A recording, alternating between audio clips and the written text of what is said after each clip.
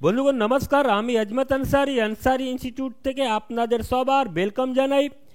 আজকে এই ভিডিওটা পার্টিকুলারলি ওই ছাত্রদের জন্য যারা বাংলা মাধ্যমে দূরশিক্ষার মাধ্যমে ক্লাস 10 বা 12 দিতে যাচ্ছেন। আপনারা জানেন কি, যারা বাংলা মাধ্যমে ওপেন বা ডিস্টেন্স এডুকেশন থেকে ক্লাস 10 বা 12 দেওয়ার চেষ্টা করছেন, ওনাদের জন্যে দুটো বোর্ড আছে। যেটা একটা হলো রবীন্দ্র মুক্ত বিদ্যালয়, যেটা কি পশ্চিমবাংলার বোর্ড, স্টেট বোর্ড আছে, আর অন্য হলো NIS, national institute of open schooling, এটা হলো সেন্ট্রাল গভর্নমেন্টের বোর্ড। এই সেন্ট্রাল গভর্নমেন্টের বোর্ডে আপনি বাংলা মাধ্যমে কিভাবে 10 বা 12 দেবেন, ওইটা নিয়ে এই ভিডিওটা আমি তৈরি করতে যাচ্ছি। এই ভিডিওটা আমি এগোনোর আগে আপনাদের কাছে ক্ষমা চেয়ে নেব। আমি একটা হিন্দি ভাষাভাষী লোক, আমার বাংলায় যদি কোনো ত্রুটি বা ভুল থাকে আমাকে ক্ষমা করবেন। আশা করছি আমি নিজের কথা আপনাদের কাছে পৌঁছতে পারবো।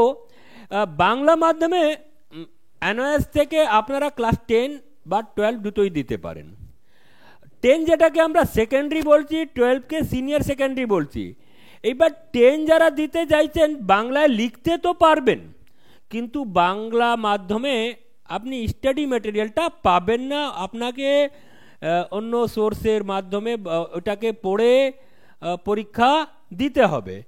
এইবার যদি আপনি সিনিয়র সেকেন্ডারি বা 12-এর পরীক্ষা দিতে চাইছেন, তো 12-এ বাংলা মাধ্যমে কিছু সাবজেক্ট আছে যেটার স্টাডি ম্যাটেরিয়াল বা পিডিএফ এনআইএস প্রোভাইড করে।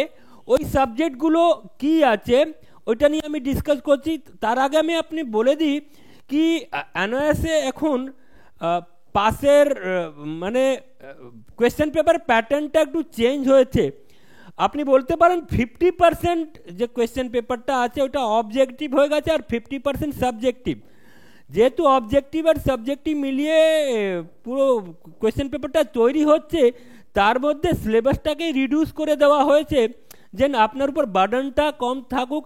সেই জন্যে আমরা আশা করছি এবার এই বোর্ড থেকে পাস করা একটু সহজ হয়ে গেছে, কিন্তু না পড়লে কেউ পাস করে না। আমি আসছি বাংলা মাধ্যমে আপনি যদি সিনিয়র সেকেন্ডারি পরীক্ষা দিতে চাইছেন, তো কি কি সাবজেক্টগুলো বাংলা মাধ্যমে অ্যাভেলেবেল আছে। অ্যাভেলেবেল বলতে কি আমি বলতে চাইছি, এই সাবজেক্টগুলোর পিডিএফ বা স্টাডি ম্যাটেরিয়াল আপনি পাবেন। আপনি বাকি সাবজেক্ট নিয়েও পরীক্ষা দিতে পারেন, কিন্তু ওই সাবজেক্টের স্টাডি ম্যাটেরিয়াল বা পিডিএফ বাংলা মাধ্যমে এনওএস থেকে অ্যাভেলেবল হয় না। আমি আপনাকে দেখিয়ে দিচ্ছি কি কি সাবজেক্ট বাংলা মাধ্যমে। এখানে আপনি হিস্ট্রি পাচ্ছেন, আপনি জানেন হিস্ট্রি আর্টসের একটা পেপার।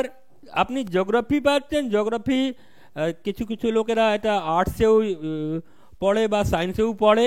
পলিটিক্যাল সায়েন্স এটা আর্টসের পেপার, সোশিওলজি আর্টসের পেপার আছে।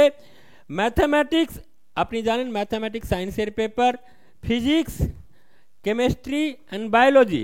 এছাড়া বাংলা তো আছেই একটা ভাষার হিসাবে।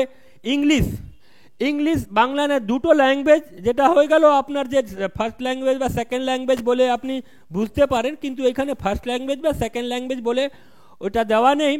আপনার ইংলিশ হয়ে গেল, বাংলা হয়ে গেল, আর এর মধ্যে যে সাবজেক্টগুলো আপনাকে চয়েস করতে হবে আপনি চয়েস করতে পারেন। Minimum 5 subject including 2 language, minimum 5 subject আপনাকে নিতে হবে।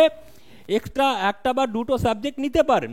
তো এই হলো পুরো যারা বাংলা মাধ্যমে সাবজেক্ট নিয়ে অ্যাপিয়ার করতে চাইছেন, এই সাবজেক্টের পুরো লিস্টটা আমি দিয়ে দিলাম, যে সাবজেক্টের পিডিএফ বা স্টাডি ম্যাটেরিয়াল অ্যাভেলেবেল আছে।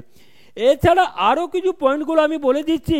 এইবার এনওএস একটু কিভাবে প্যাটার্ন করেছে বা সিলেবাসটা কিভাবে রিডিউস করেছে, এটা আপনার জানার খুব দরকার।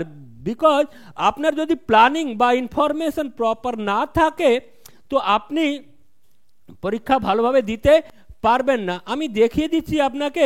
দেখুন এনওএস কী করেছে, 2024 এপ্রিলে যারা অ্যাপিয়ার করবেন বা ওর পরে যারা অ্যাপিয়ার করবেন, ওদের সিলেবাসটাকে দুভাগে ভাগ করে দিয়েছে। পুরো সিলেবাসের 40% কন্টেন্টটা টিএমএ বলতে গিয়ে টিউটার মার্ক অ্যাসাইনমেন্ট। এই কিছু প্রশ্ন থাকবে যেটাকে বাড়িতে লিখে এনওএসের যে ড্যাশবোর্ড আছে ওখানে আপলোড করে দিতে হয়।